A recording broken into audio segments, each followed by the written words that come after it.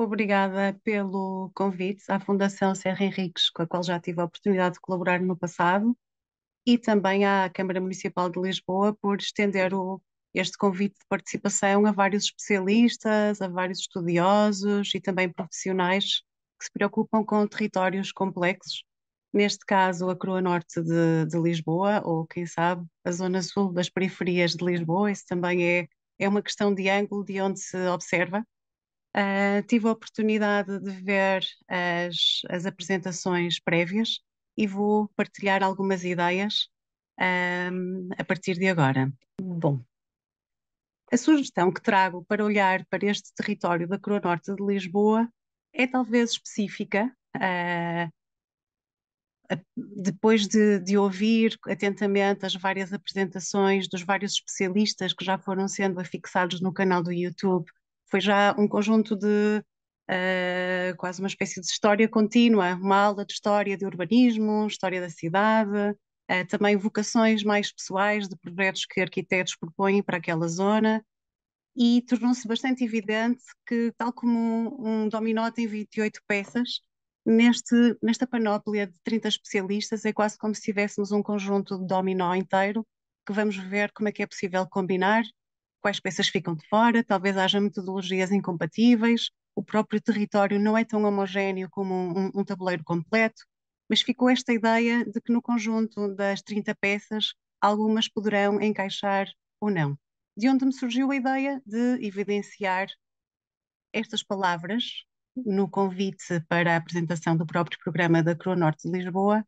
que é uma visão inspiradora para o território de estrutura disfuncional e heterogénea. Portanto, vamos olhar para como esta disfuncionalidade e heterogeneidade que certos territórios têm merece ser vista de baixo para cima, a partir do terreno, não só com as ferramentas mais potentes, de maior escala, mais poderosas da política urbana, do urbanismo e de um certo desenho de grande escala, mas também estar atentos a outras abordagens mais subjetivas, mais parciais, que passam pelas pequenas narrativas e as histórias que se contam a partir do terreno. Fiquei bastante interessada nesta frase que sublinhei, porque realmente convidou-me a poder partilhar estas outras metodologias, como a do mapeamento coletivo.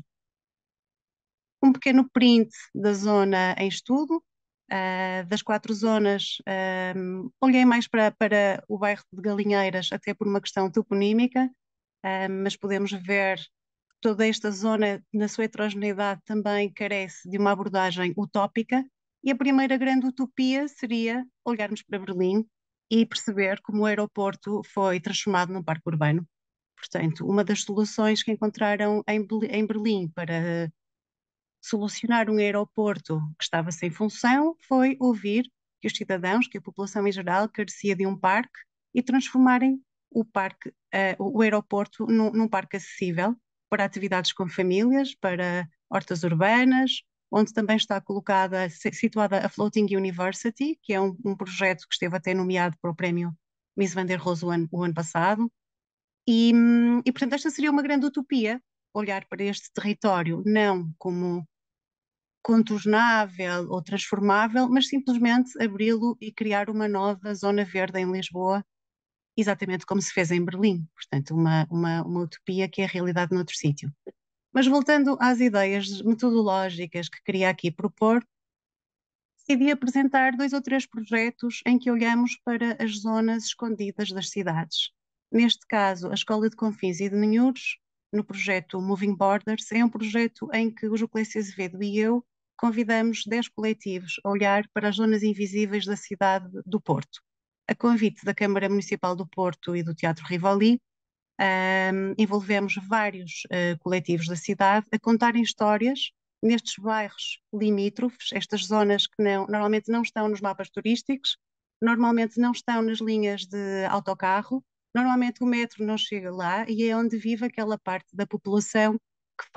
presta serviços e que vive uma vida um pouco à margem. O primeiro mapa que foi produzido foi pelas Visões Úteis e é um mapa das interrupções na freguesia de Campanhã.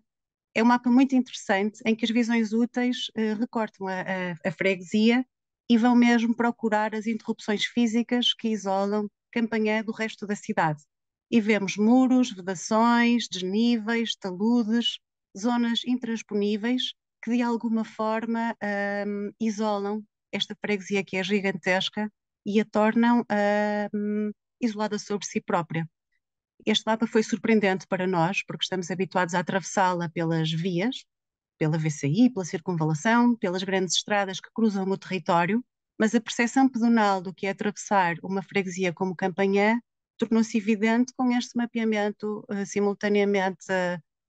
espacial e fotográfico, que mostra os sítios onde os carros e as pessoas e as bicicletas são impossibilitadas de se movimentar numa proximidade.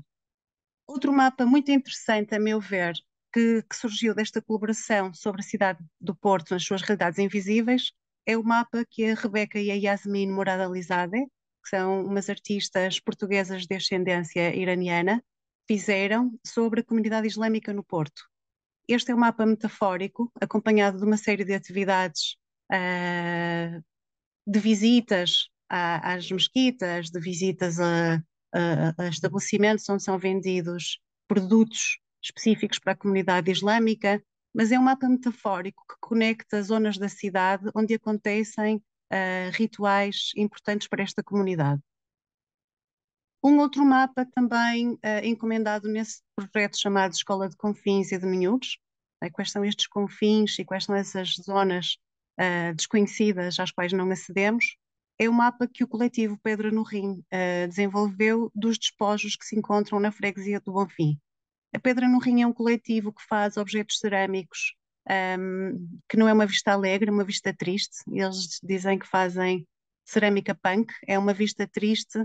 do cotidiano e da desaparição de uma freguesia fortemente gentrificada. Eles não são arquitetos nem urbanistas, são artistas, mas a partir destes fragmentos do cotidiano mostram uma cidade que vai ela própria também sendo consumida e que vai desaparecendo.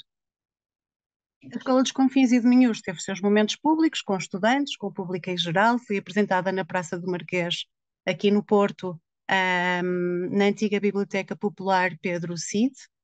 Foi um momento de abertura e de partilha destes mapeamentos, tornados visíveis na exposição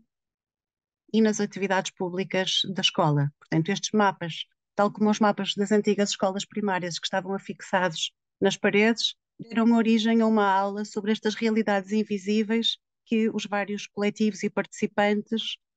trouxeram para cima da mesa, revelando uma cidade a partir das suas pequenas histórias, uma abordagem talvez mais etnográfica, antropológica, seguramente artística, mas numa tentativa de revelar as texturas que ficam escondidas nestas manchas, que no caso do estudo da Coroa Norte de Lisboa surgem a verde. Portanto, é uma forma de abordar aquelas manchas verdes dentro da cidade. Um outro projeto que quero partilhar e que já se aproxima um pouquinho mais da Coroa Norte de Lisboa é o projeto de Vir Menor, Práticas Espaciais Críticas na Iberoamérica, que fizemos em Guimarães, que resultou também numa exposição com 20 e tantos coletivos que mostram os seus projetos espaciais, alguns deles de mapeamento, e é nesses que me vou focar. Com o coletivo Iconoclassistas, desenvolvemos um mapeamento crítico do Val do Ave, convidando trabalhadores, industriais, estudantes de arquitetura, a olhar para o território do Val do Ave e a começar a contar as tensões que existem no território. Foram produzidos ícones especificamente pelos iconoclassistas, eles têm esse nome exatamente porque desenvolvem ícones que classificam certas zonas dos territórios que depois são apropriados, são desenhados e são apontados pelos participantes nas atividades. E este mapeamento do Val do Ave teve algumas qualidades, como sentar na mesma mesa o presidente da Associação Comercial e Industrial de Guimarães, antigos trabalhadores das fábricas, pessoas com interesses locais nos terrenos, estudantes. Portanto, o mapeamento foi uma oportunidade de reunir em volta da mesma mesa, como um conjunto de ícones desenvolvidos especificamente, pessoas que nunca conversariam sobre o território se não fosse esta atividade de caráter cultural, durante a Capital da Cultura de Guimarães, mas esta atividade cultural que dentro da própria exposição proporcionou o encontro. E o mapeamento crítico e estes mapeamentos coletivos têm essa potência de pôr em relação agentes que quando são convocados formalmente, chegam muitas vezes já com um argumento produzido. Passando horas juntos numa atividade de workshop, acabaram por partilhar outras pequenas histórias, já não tanto do seu posicionamento inicial, mas do envolvimento interhumano que acontece ao longo do dia de atividades. Também para esta exposição, chamada Devir Menor, encomendamos à Mónica de Miranda e ao coletivo Artéria Arquitetura um mapa sobre a zona norte de Lisboa. O mapa chama-se Arquipélago 1 e parte de um projeto que se chamava Estrada Militar, que é um vídeo que a Mónica de Miranda produziu, em que segue toda a estrada militar que separa Lisboa dos territórios a norte, que seriam potencialmente invadidos nas invasões francesas e mesmo também nas invasões britânicas, como ela menciona no seu texto,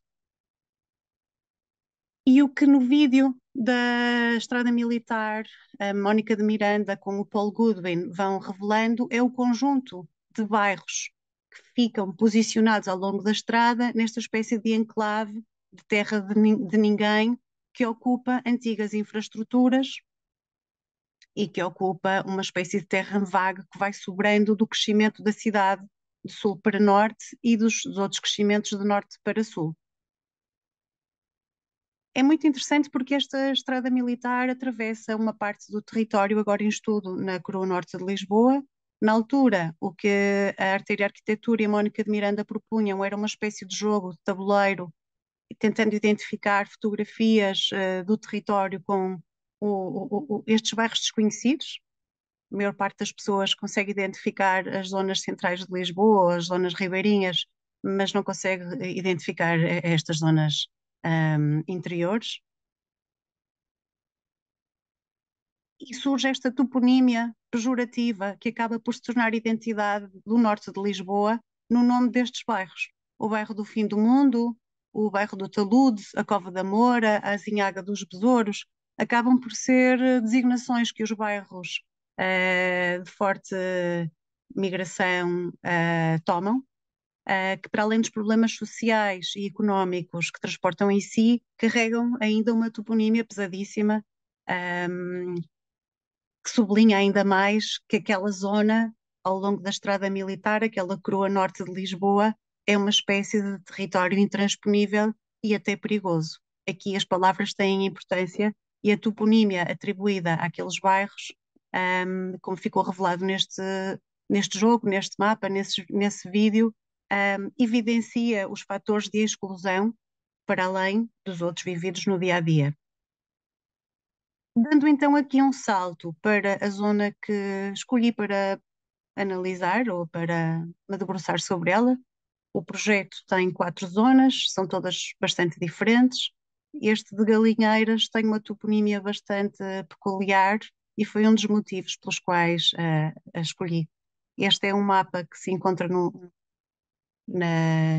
site da Câmara Municipal de Lisboa, o Plano de Pormenor de Galinheiras, em que vemos objetivamente a intenção de consolidar e de desenvolver aquele enclave, mas esta distância ao território também encobre as questões de violência, as assimetrias sociais, os problemas de confrontos étnicos. Existem etnias diferentes, de vez em quando surgem nos telejornais e nas notícias pelos confrontos que têm, os confrontos com a polícia, sendo uma percepção mediatizada, não sendo de forma nenhuma especialista sobre este território, de alguma forma, como cidadã portuguesa, chegam-me também as notícias desta zona e, portanto, pensar sobre este território é simultaneamente estar informado pelas notícias do mainstream do que por ali acontece. Achei esta imagem na internet interessante porque fala-nos de um grupo comunitário Galinheiras e Ameixoeira. Ameixoeira é outro dos bairros e a sobreposição desta intenção de clarificação do território convida necessariamente, na perspectiva que aqui ponho, de pensarmos em mapeamentos coletivos ou em formas participativas de consultar quem está a viver nestas zonas, convida a ouvir as pessoas e a tentar compreender também as suas perspectivas. E, portanto, olhando para esta zona de Galinheiras, o primeiro nível toponímia,